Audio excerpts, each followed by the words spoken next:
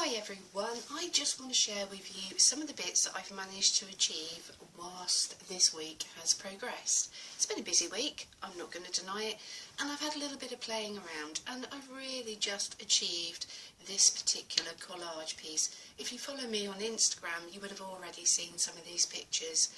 So I'm going to share with you a junk journal, a little piece of my vintage ephemera, a little chat about my collage work, and some experimentation using old photographs. So let's clear the decks just a little and move the journal there. Oh, and I am still working on my micro minis, so it's all fabulous, wonderful stuff. Now, earlier on in the week I just pulled out this rather vintage.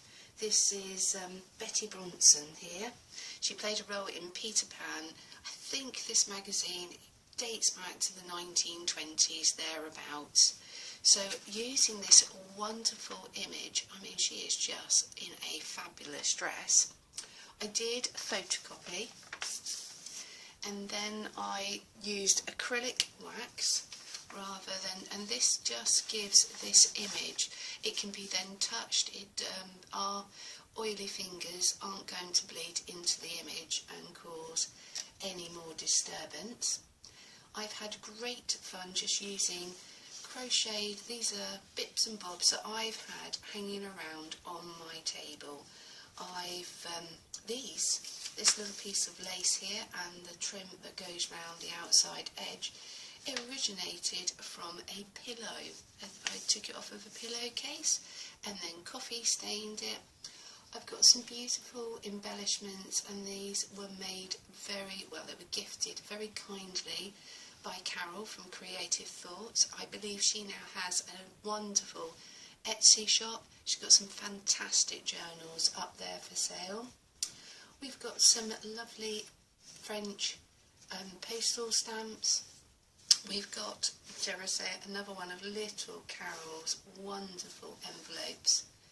And it's even got the smallest of little stamps, and I promise you, the thing about Carol is just how much detail she puts into her work. And look, I've got a lovely, beautiful journaling spot. Now I'm thinking about this collage going onto a front of a journal cover.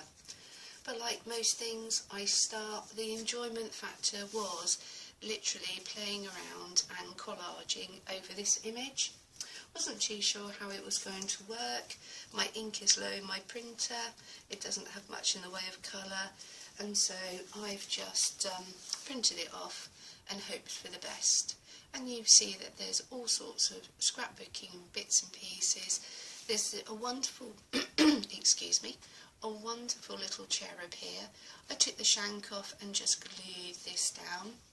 I also have an exceedingly grunged up little tag here, and the reason why I've got these guys over here, because these were a little set that I'd done, and I've just turned it over and used the tag like so.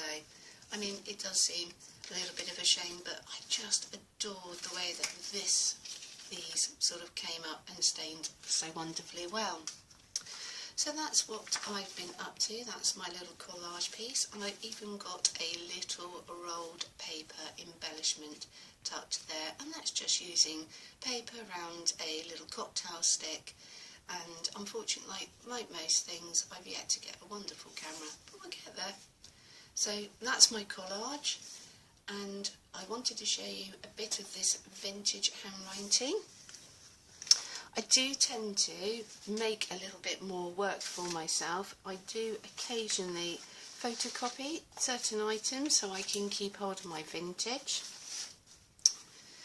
This is a book that is from a grammar school, and what I adore about it is all the fact that it goes through history, and it's dated 1775. This wasn't when it was originally done, but the history and the penmanship within this is somebody that has worked so hard, hours and hours worth of detailing history throughout the decades.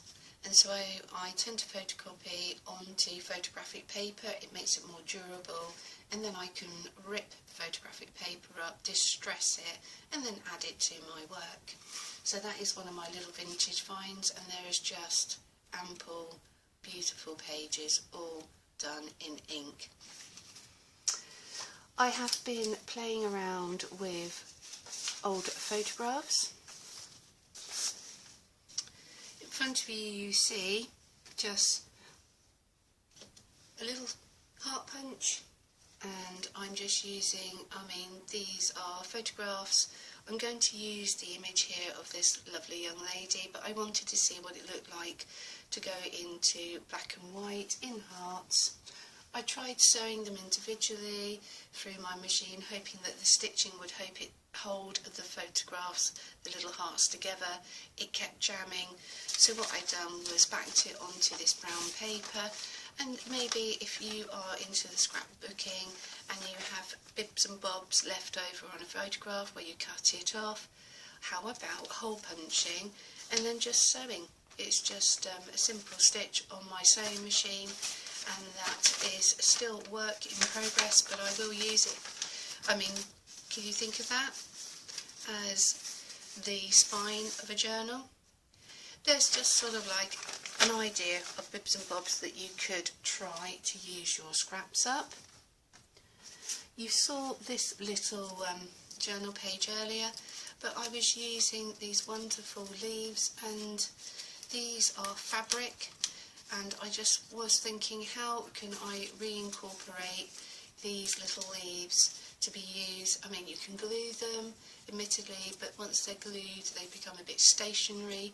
So yet again, sewing with a little sewing machine, and just backed these on and fed them through. I had a wonderful card sent to me, and I've just cut up the butterflies and sort of fussy cut them accordingly. This is from a photograph, and just used a punch so that can work as a little stopper, and we've just got a little vintage bus ticket here going on. So I am still working on my micro minis, but it's coming together very, very slowly. The hardest bit for me is making these little miniature envelopes. So they all get cut by hand, and then I obviously glue them accordingly, and it's trying to find pieces of ephemera to go inside. Now to the journal. This journal has been shared before, but like most things, it doesn't hurt to revisit. I'm revisiting this as much as you are. So we've got some ribbon here that has been coffee stained up. We have a wonderful, beautiful tag that is all fabric. It's backed on calico, and it's got a little brad there, and I've just put more of this coffee stained ribbon, a little bit of stamping, and it's got a little bit of net to hold it all down. More of my vintage finds, as in these photographs came from a lovely album that I discovered. Here is the vintage writing that has been done as a photocopy. We have this will come off. We have a tea bag that I have stamped, just ready to put a journaling tag or some bibs and bobs inside. I think I didn't know how to attach this particular piece on top, and this could well be like a journaling card if I send this particular journal out in the post. It's made with policy envelopes, and it has many of my vintage photographs. Lots of coffee staining, and just using up scraps that I've had within my collection, fussy cutting, old vintage postcards, and here comes that history book again.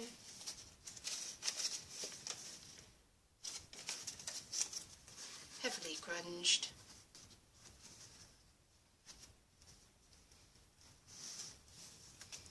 more scrapbooking paper, one of my vintage photos, and then I done a lot of fussy cutting on this particular page.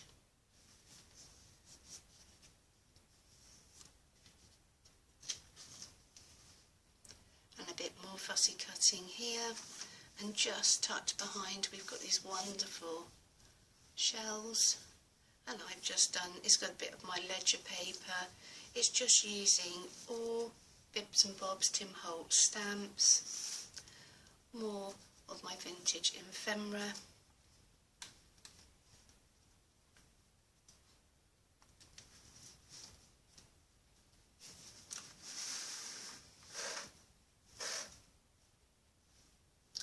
we've got fussy cutting of birds.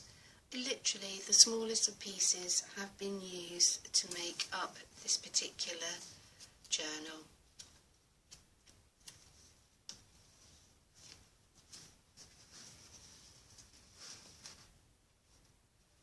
Fussy cut photographs, little steampunk cogs, beautiful fish,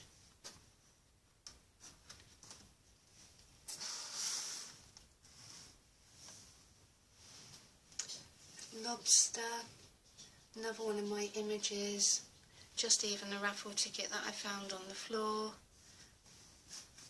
So this is me collaging up my pages. More ephemera. This works as a tuck spot behind, and just using anything from embossing that didn't quite go according to plan, little tags on brads, scrapbooking pieces, and then on the back, the last page, this wonderful image. Yet again, this is just made layered up, full of little scrap pieces and with a little die cut, and yet again these are just strips all put together. So don't waste, enjoy using all your bits and bobs, and you can make a little envelope journal just like so. I'll catch up with you later, guys, and speak to you soon.